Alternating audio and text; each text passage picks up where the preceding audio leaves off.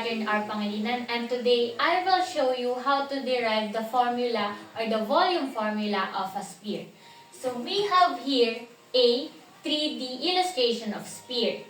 So in order to determine the volume of a sphere, we take vertical slices of it. So if we slice a sphere, we can see here that we form a circle. So let's use here my illustration, another illustration. So as you can observe, as I've said earlier, we form a square. And if we create a rectangle in it, we have from this point to this point, we create the radius, which is r. And from this point to this point, we create this x, and this one is the y. So we must first know the formula. So our volume formula is V is equal to the integral from a to b of ax dx. So this ax is the area of a cross section. So using the Pythagorean theorem, we can say that, first, this ax is the area of the cross section, and our area of the cross section is the circle. So we know that the area of a circle is pi radius squared. So since our radius here is the y, so we can use the Pythagorean theorem, the r squared is equal to x squared plus y squared. So since we have y as a radius, so we can just transpose the y. So y squared is equal to r squared minus x squared. So this formula or the cross section will be pi y squared. So we have already the a of x, the cross section. So it will be pi times r squared minus x squared. So we can just substitute it here in our formula of the volume. So V is equal to the integral. So since we are looking for the cross section, this here from r to negative r, so that will be our lower and upper boundaries of the integral of negative r to r of a, or we can just substitute it here, pi r squared minus x squared d of x. So next one is the integral. So since pi is just a number, we can just put it here. So pi negative r to r of r squared minus x squared dx. So let's find the integral of this one. So pi times r squared x minus x cubed over 3. So don't forget this one. So negative r to r. We substitute the upper boundary. So pi r squared times r minus r cubed to r over r. So don't forget that we have the lower boundary, the negative r, subtract it. R squared times negative r minus negative r cubed over 3. So let's solve this one. It will be r cubed. Since r squared times r will be r cubed, let's just copy this one. R cubed over 3 minus, let's do this, negative r squared times negative r will be negative r cubed minus, or let's just simply do this as add, since negative times negative will be positive, so plus r cubed over 3. So let's distribute the negative sign or the subtraction. So it will be r cubed minus r cube over r, over 3 rather, plus negative times negative will be positive, so it will be positive r. Negative times positive, it will be negative r cube over 3. So, let's combine the like terms. It will be pi r, r cube plus r cube, it will be 2r cube. And negative r cube over 3 plus negative r cube over 3, it will be negative 2r cube over 3. So, we do the subtraction in fraction. We can use this part or this part na lang. So, our common denominator will be 3. So, 3 over 1 times 2 will be 6r cube minus, let's just copy this part, so 2r cube, it will be 4r cube over 3.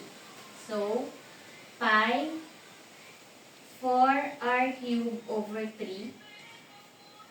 So, our volume will be V is equal to 4 over 3 pi r cube. So, the volume of the sphere is 4 over 3 pi r cube. Let's have an example problem for the sliced disc method or the circular disc method. So, an industrial designer is creating a solid metal component for a precision machine. So, the shape of the component is produced by rotating a thin metal profile around a horizontal shaft. At a distance of x centimeters from the left end of the shaft, the height of the metal profile above the shaft is given by y is equal to x raised to 3 halves e raised to negative x half. So the metal profile starts at the shaft of x is equal to 0 and extends 6 centimeters to the right. Throughout this interval, the profile remains above the shaft. When the profile is rotated completely around the shaft, a three-dimensional solid is formed. If the solid is sliced perpendicular to the shaft, each slice is a solid circular disc, whose radius is equal to the height of the profile at that position. So let's find the exact volume of the solid. So since the cross-section is perpendicular to the shaft that formed a solid circular disc, we use the disc method. So first, let's list the given. So the given at the metal profile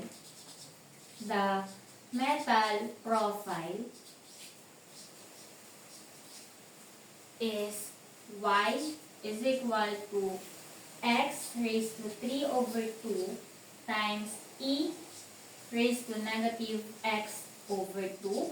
And we have here the shaft which starts, or the metal profile at the shaft of x is equal to 0 and x is equal to 6. So let's write the formula for this method. So the formula is, for the volume formula, V is equal to the integral from a to b of pi y squared dx. So from here, since y squared, we have here the y, or the function y is equal to x raised to 3 over 2 times e raised to negative x over 2. Since this one is squared, we can just simply cancel the square here. So we have y is equal to x raised to 3 times e raised to negative x. So let's substitute it here in the formula. V is equal to the integral from, so let's have the lower boundary, which is 0 to 6 of pi, our y will be this one, x cubed times e raised to negative x dx. So, since pi is just a number, we can just put it here. V is equal to pi, the integral of 0 to 6 of x cubed my e raised to negative x d of x.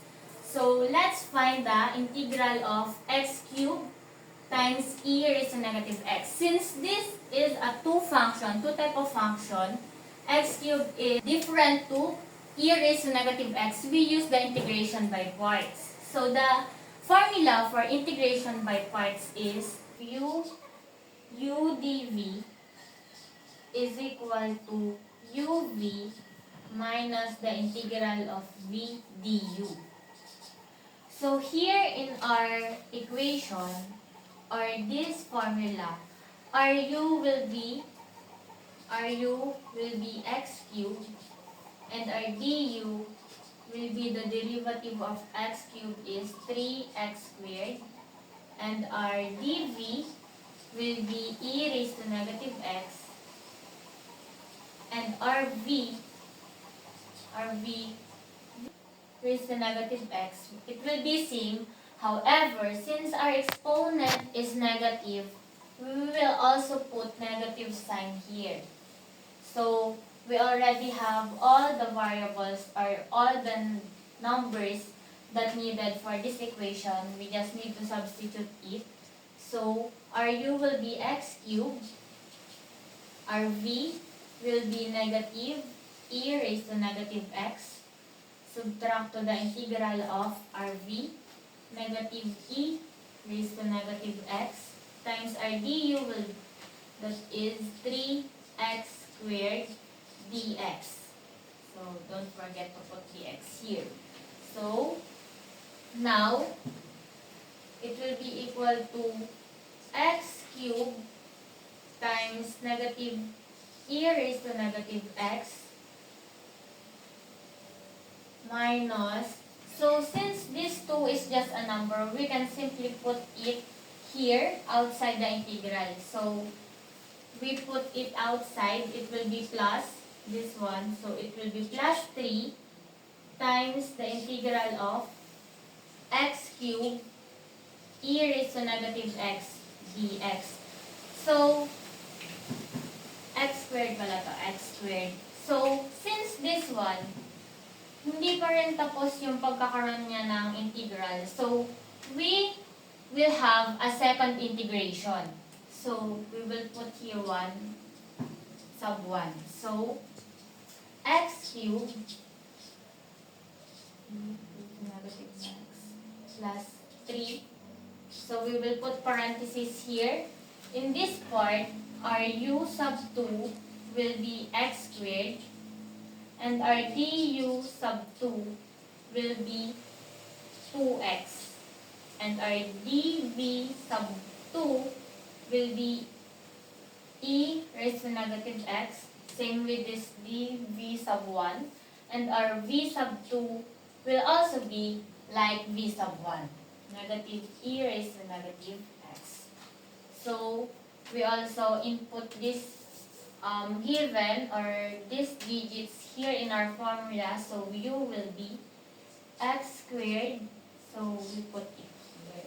X squared times negative e raised to negative x minus the integral of negative e raised to negative x 2x d of x. So, this 3 we will distribute it here in this equation. But first, x cubed negative e raised to negative x plus 3. It will be x squared times negative e raised to negative x.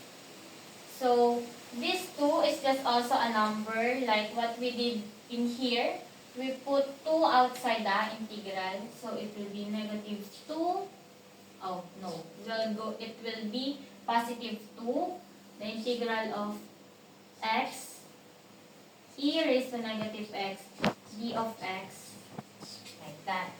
So, we can just simply distribute 3 all over here.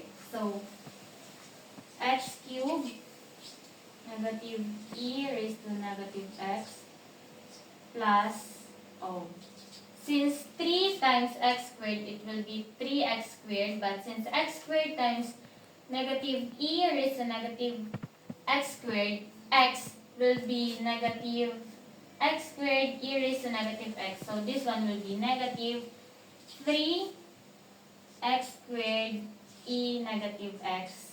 And this one will be plus 6, the integral of this one. So we will have our, this part we will also do the integration. So our u sub 3 will be 1 since it is just x. Oh no, our u sub 3 will be x and our du, the integral of x, is 1 and our dv sub 3 will be e raised to negative x and our v sub 3 will be same like v sub 1 and v sub 2, negative e raised to negative x. So, we just simply put it here. So, 6, our u is x times negative e raised to negative x minus the integral of negative e raised to negative x e of x. So, like that. And x cubed times negative e raised to negative x minus 3x squared e raised to negative x plus, so just like what we did here, we distribute 6 here. So it will be negative 6x e raised to negative x plus, so the integral of, it will be plus, yes. So plus the integral of e raised to negative x e of x. So, since we know that the integral of e raised to negative x is negative e raised to negative x, so we will just simply put it here. So, let's copy the details. X cubed e negative e raised to negative x minus 3x squared e raised to negative x minus 6x e raised to negative x. So, minus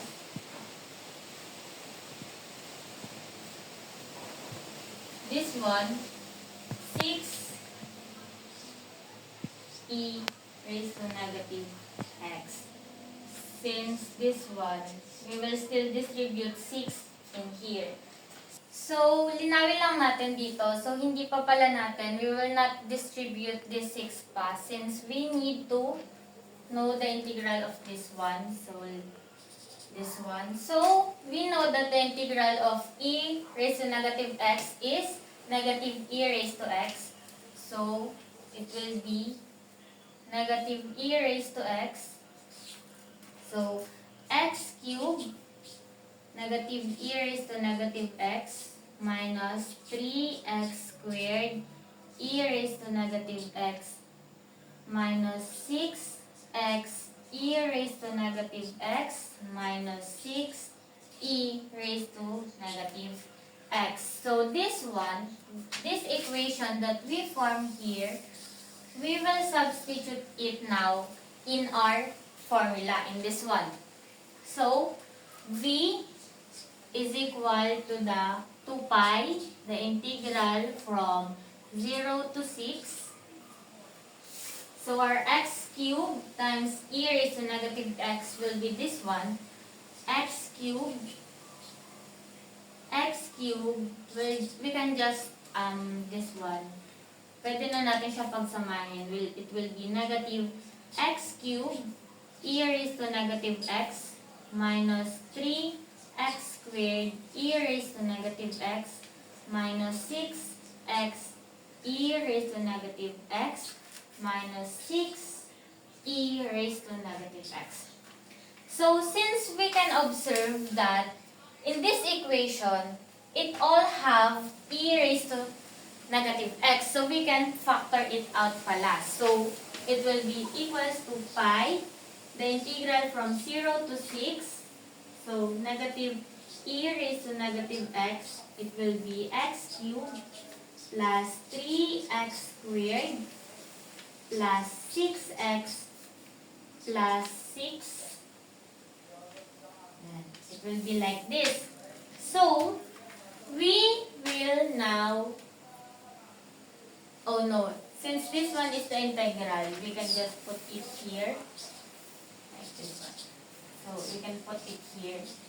So, it will be, we'll now substitute the upper and the lower boundary. So, pi times, it will be pi times negative e raised to, we will substitute 6 to all the x.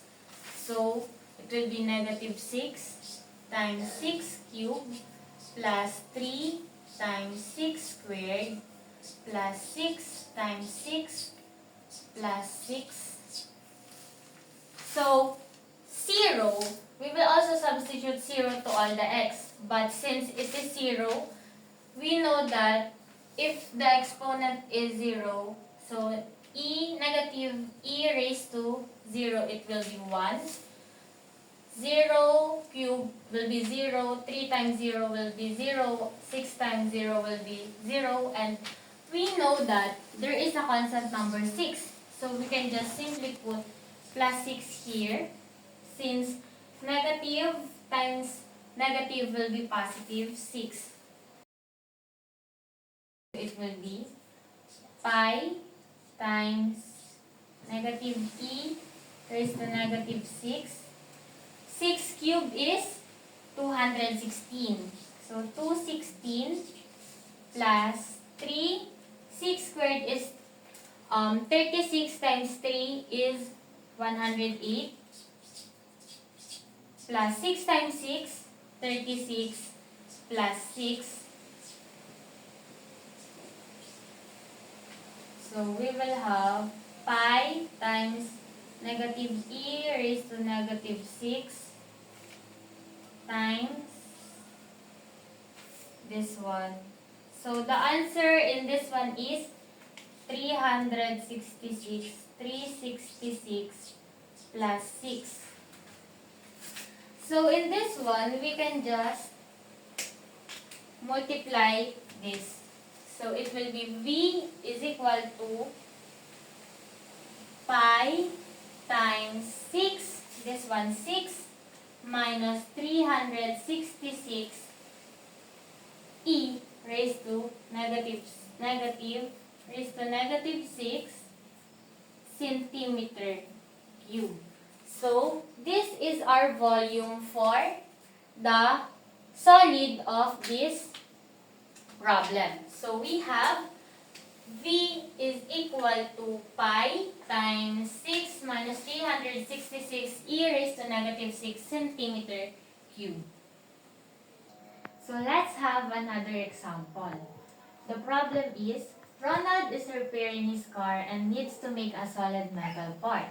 The shape is formed by rotating the curve y is equal to 1 minus x squared about the x-axis from x is equal to negative 1 to x is equal to 1. If the solid is cut into slices perpendicular to the x-axis, each slice is a circular disc. Let's find the volume of the solid.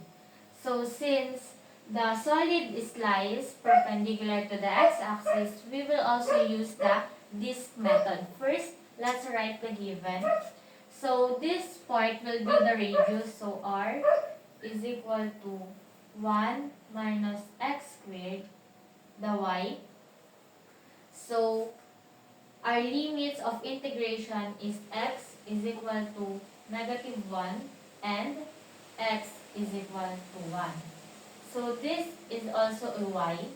So our volume or our formula is v is equal to the integral from a to b pi y squared dx. So since our y is this one, we will just substitute it. Y is equal to our limits from the integral from -1 to 1, pi 1 minus x squared. Since our y must be squared, we will also square this part. So, squared dx. So, we will expand 1 minus x squared. Since it is squared, it will be v is equal to the integral from -1 to 1 of pi 1 minus 2x squared plus x raised to 4 dx. So, since pi is just a number, we'll put it outside the integral. V is equal to pi, the integral from -1 to 1 of 1 minus 2x squared plus x raised to 4 dx. So, we will find the integral of this equation. So, the integral of 1 dx is x.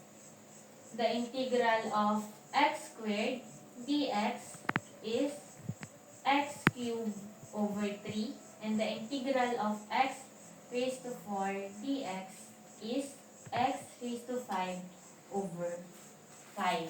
We already know the integral. Let's write it. V is equal to pi times x minus 2x cubed over 3 plus x raised to 5 over 5. The limit -1 to 1. So, let's substitute this 1 and -1. It will be v is equal to pi 1 minus 2 raised to 1 cube over 3 plus 1 over 5 minus -1 minus 2 -1 cube over 3 plus -1 raised to 5 over 5. So, let's solve it. 1 minus 2 third plus 1 over 5 minus -1 minus 2 third plus minus 1 over 5. Let's distribute the negative sign here.